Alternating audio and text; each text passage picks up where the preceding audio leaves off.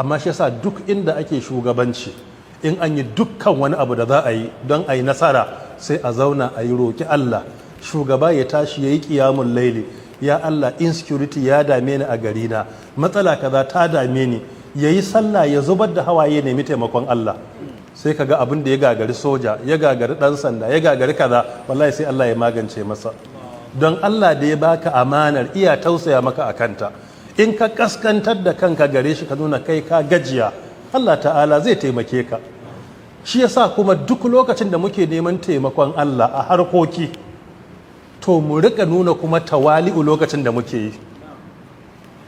Akwai time da na ba wasu sojoji a Najeriya, Allah ya musu albarka ya taimake su shawari. An fitar da wani title za a yi yaƙi da 'yan ta'adda, sai aka kira shi zaman lafiya dole. Ina gani sai na kira wani daga cikin manyan jami'an nasu da yake amintacce mutumin kirki, na ce na ga effort ɗinku kuma abun a yaba ne da kaza da kaza da kaza, amma ba a yi wa Allah ɗagawa. In za ka nemi taimakonsa ba ka ce masa dole sai ya yi. In muna neman taimakon Allah sai mun nuna humility, cewa zaman lafiya dole a canja, a yi aiki da wata kalma da take nuna ana neman Allah ya taimaka.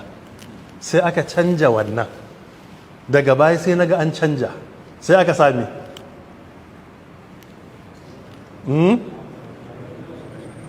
na aka sami sai aka sa zaman lafiya kawai ko? Operation zaman lafiya, haka sai aka ce operation zaman lafiya.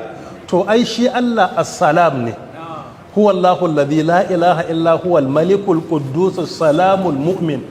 Shi Allah shine source of zaman lafiya, kuma shi Allah aminci ne, kamar yadda yake cikin suratul hashir aya ta 23.